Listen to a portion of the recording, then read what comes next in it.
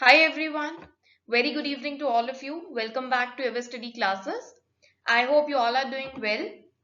So guys, how's your preparation going for the examination? I hope it's going good. It's going great. So taking your preparation one step ahead with today's session. Today we are going to discuss MCQs on marketing management. And the MCQs which we are going to discuss in today's session have been picked from the previous year Karnataka Assistant Examination. So today's discussion is going to be on marketing management. Marketing management we are going to target. So the discussion is relevant for all those who are having marketing management unit in their syllabus. Either it's Karnataka Assistant Professor Examination, UGC NET Commerce and Management aspirants, or either it is a UPHSC aspirant. So for everyone, the discussion is going to be relevant. So let's get started with today's session. So question number one is on your screens. Question is related to holistic marketing concept. I hope you all are very well aware of this modern concept, that is holistic marketing.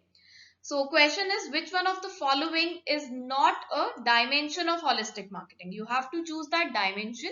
You have to point out that element which is not a dimension of holistic marketing, which is not a component of holistic marketing.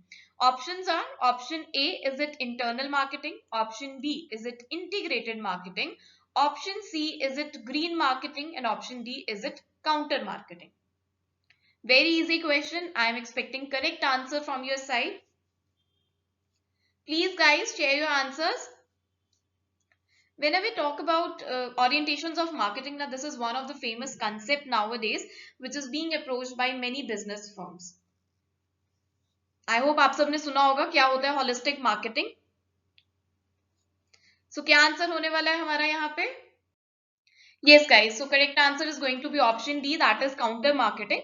Counter marketing is not a dimension of holistic marketing, but all the other options are dimensions of holistic marketing.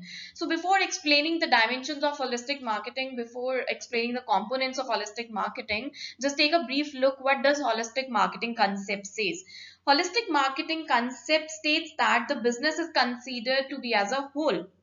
Look, there are so many departments in the business firms. It is research and development, marketing department, finance department, human resource department. So many departments are there. So holistic marketing concept says that all these departments of the business firms is considered as a whole, considered as a one. They should work collectively. They should be integrated towards the marketing and sale of a product, right? So holistic marketing gives a 360-degree view approach.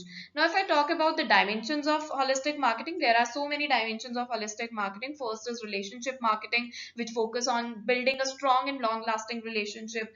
Outcome of relationship marketing is a marketing network, right? Marketing network has to be strong.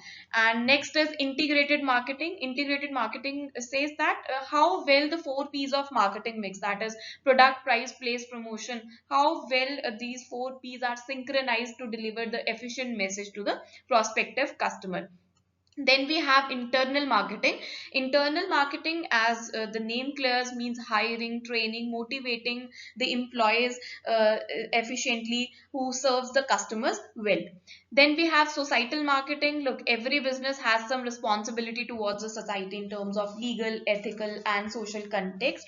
So all these legal, ethical and social concerns should be focused ethically, right? Next is performance marketing. Performance marketing focus on the returns to the business from the marketing activities, right? So these are the dimensions of holistic marketing, but counter marketing is not a dimension of holistic marketing. So correct answer here is option D. Now coming to the question number 2. So question is, McDonald's is deciding whether to expand into manufacturing kitchen equipment in China. Question says McD wants to expand its market in China. They want to build their manufacturing kitchen equipment in China as well. So what type of decision is this? You have to state at what level this decision likely to be made, at what level this decision comes under. Options are: option A, business level; option B, corporate level; option C, functional level; and option D is international level. Just read the question carefully. This question is related to the types of strategies that to be made at different levels. different typologies are there, right? Different levels are there, corporate level, business level, functional level, and at every level different types of decisions has to be made. And in this question we are talking about the expansion. MACD wants to expand its market, they want to come up in the new market, they want to grow, right? So expansion related decision की बात की जा रही है यहाँ पे. So जो expansion related decision है वो आपको बताना है किस level पे किया जाता है. So answer to this question is going to be option B, that is corporate level. Expansion related decisions are taken at the corporate level. Look, corporate level is that level which define the business areas in which the firm can operate, in which the firm can establish their business. In crux, we can say corporate level defines the direction to the company. Corporate level strategies define those strategies which provide direction to the company, and they are also known as grand strategies. And there are different types of strategies which are taken at the corporate level, like stability related decisions, expansion related decisions, retrenchment related decision, and even like a combination related decisions. And in this question we are talking about the expansion related decision. MACD wants to grow, MACD wants to expand its market, so this is expansion related decision. So this expansion related decision comes at the corporate level. So answer is going to be option B. And if I talk about the business level strategies, they are formulated at each product division, and they're also known as strategic business unit. And further, to implement corporate and business level strategies, functional strategies are formulated in the business areas like production operations, marketing, finance, human resources, right? So here in this question, expansion related decision is to be taken, which comes under corporate level. So answer is going to be option B. Now coming to the next question, brands which are sold without much promotional efforts are called option A, popular brands, option B, famous brands, option C, generic brands, option D, old and famous brands. You have to answer what we call those brands which do not require much promotional efforts. Is it popular brands? Is it famous brands? Is it generic brands? Or is it old and famous brands? So these are the generic brands which are sold without much promotional efforts. Look, popular brands, famous brands, these all require much promotional efforts. To make a brand popular, to make a brand famous, we all require to put some promotional efforts. So much expenditure on advertisement should be incurred, right? But the generic brands are those brands which are sold without much promotional efforts, which do not require much advertisement. The generic brand is a brand whose awareness and attractiveness is so great, is so vast, which do not require much promotional efforts, which do not require much advertisement. So answer is going to be option C, that is generic brands. Now moving to the next question, changing the price of a product or service instantly, frequently in line with the market price is called.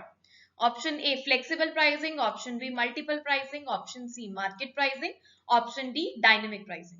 So this question is related to the pricing strategies. You have to select the appropriate pricing strategy. Which pricing strategy talks about the instant or frequent changing in the price of a product in line with the market price. कौन सी pricing strategy है जिसमें product का price या service का price जो है instant या frequently change होता है in line with the market price? Share your answer guys, buck up, very good. क्या आंसर होने वाला है यहाँ पे? So answer is going to be option B, that is dynamic pricing. If you look at the option of these questions, they are quite similar, है ना? Flexible pricing, multiple pricing, market pricing, dynamic pricing, in some manner they sound similar, but all the pricing strategies are different in some manner.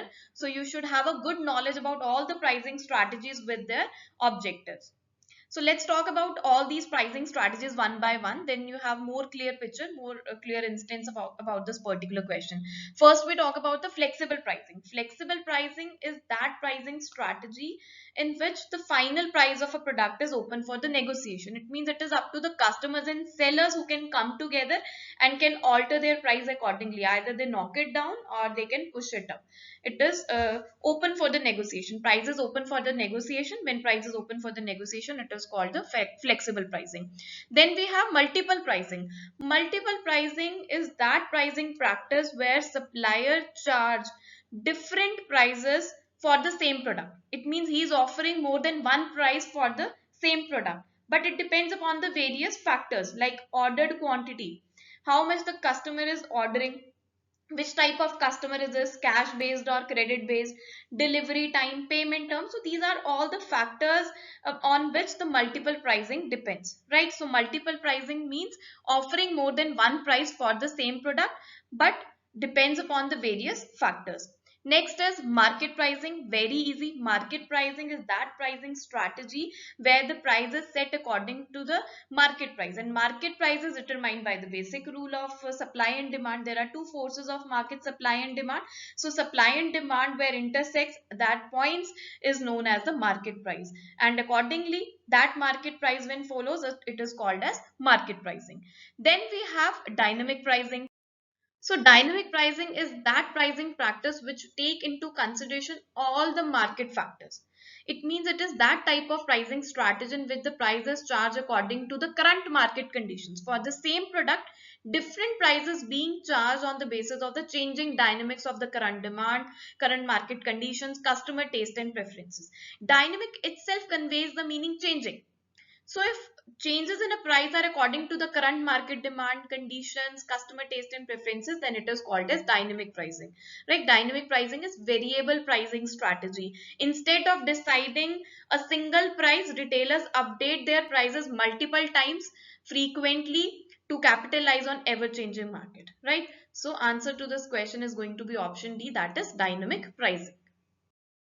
Next question, sugging is option A, giving worthless guarantees, option B, charging unreasonable prices, option C, providing low quality product, option D, selling under the guise of research. You have to select the correct answer for this question. What is sugging? Sugging is a market research term. There are two terms, sugging and frugging, which are oftenly used in market research. So you have to answer what is sugging. So sugging is selling under the guise of research. So answer is going to be option D. Sugging is a market research term. Sugging is a type of behavior in which the marketer falsely pretends to be a market researcher conducting a survey, but in reality he is simply doing a sales job. He is simply trying to sell that particular product. For example, a company pretend to be doing a market research, but in reality, he is pulling off a sales job. He is performing a sales job. He is trying to sell that particular product to a particular customer. He is not actually conducting a market research. He is not actually conducting a survey, but actually he is performing a sales job. So this type of behavior is called as sugging, right? And frugging is fundraising under the guise of market research. So here sugging is selling under the guise of research. Next question, a market wherein a firm's product is usable by virtually all the firms in only one or two industries is called option A, horizontal business market, option B, vertical business market, option C, virtual market, option D, restricted market. Which type of business market is this when a firm's product targeting only one or two industries? I know many of you guys are going with the option C, virtual market, but virtual market is not at all the correct answer. Correct answer here is option B, that is vertical business market. Vertical business market, also known as business vertical. Vertical business market is that type of market which describes a specific industry or market focus on a particular niche. Particular niche, it means that they are targeting only one or two industries. So when the firm's product is usable by only one or two industries, that market is known as vertical business market. And horizontal business market is that type of market where we cater wide variety of industries. When wide variety of industries are catered, then this type of market is called as horizontal business market. But when only one or two industries are catered with a firm's product, that market is known as vertical business market. So here answer is option B. Now next question, the company and its distribution intermediaries put together called option A, supply chain, option B, value chain, option C, marketing chain, option D, business chain. When we put together company as well as distribution intermediaries, then it is called as supply chain, value chain, marketing chain or business chain. If we once look at the question, we can easily understand what is being asked by the questionnaire, but when we come to the options, it creates confusion. So to avoid that confusion, you have a clear picture of all the terms, you have clear picture of meaning of all the terms in your mind. You should be clear about what is supply chain, what is value chain, what is marketing chain, and what is business chain. So here the answer is option B, that is value chain. Value chain is that business model that describes the full range of activities which is needed to create a product or service. Right? To produce a product or service, to create a particular product or service, we require so many activities. So that full range of activities which are needed to create a particular product or service is called as value chain model. Right? It is a business model, and that value chain business model includes both the companies, either upstream or downstream, that is suppliers, as well as the distribution channels. So when we put together distribution channels and the company, this is known as value chain. So answer is going to be option B. Now next question, the core concept of marketing is option A product, option B service, option C product and service, option D exchange. Here you have to identify the core concept of marketing. In general, all the terms which are given in the option are the core concept of marketing, but here we are not given with the option where we can select all of them. So you have to select the most appropriate, most important, most basic core concept of the marketing. So answer is going to be option D, that is exchange. Look, core concepts of marketing includes need, wants and demands, products and services, value, satisfaction and quality, exchange, transactions and relationships, markets. But exchange is the very base and center of the marketing. In fact, another name for exchange is marketing. So exchange is the most appropriate answer for this particular question, right? If exchange does not take place, then the mechanism of production and distribution as it is not matched to the consumption. So exchange is the very base and center of the core concept of marketing. So answer is going to be option D. Now next question, the strategy of big box retailers is placed to compete in the option A emerging market, option B more developed markets, option C emerging markets and distribution efficiency to impact primary market, option D only developed markets and compete with the other retailers. This question is related to the type of retailing format. There are two types of retailing format, store retailing format and non-store retailing format, and big box retailers comes under store retailing format. I don't know you are aware about this big box retailers or not, but anyhow, this question is related to the strategy of big box retailers and you have to answer the correct question for this question. The strategy of big box retailers. Here we are talking about the strategy of big box retailers is placed to compete in them. So correct answer is going to be option C. The strategy of big box retailers is placed to compete in the emerging market. First understand what is big box retailers. Big box retailers is a type of, as I said, as a retail store which occupies a large amount of physical space. Big box retailer store is a store retailing format which has a physical appearance and offers a wide range of products to its customers. And by focusing on the large sales volumes, these stores manage to achieve economies of scale. And these economies of scale refers to that they have a distribution efficiency to impact the primary market, right? These big box stores are the extensions of the hyper store, super center, super store or mega stores. They have a physical existence, right? They have a large retail establishment which are usually a part of the chain of stores. So correct answer is option C here. Now the last question of this session, service marketing is also known as option A door-to-door marketing, option B marketing of intangible goods, option C relationship based marketing, option D transaction based marketing. Very easy question. I know you all guys know the correct answer of this particular question. Yes guys, service marketing is also known as marketing of intangible goods. So correct answer is option B. Service marketing refers to the marketing of services as against tangible products. So marketing services is different from the marketing goods because of the unique characteristics. And what are those characteristics? First is intangibility, second is heterogeneity, third is perishability, and the fourth is inseparability. So service marketing is also known as marketing of intangible goods. Door-to-door marketing is a personal selling. Relationship-based marketing is relationship marketing. Transaction-based marketing, transaction is involved in every type of marketing concept, right? So here the answer is option B.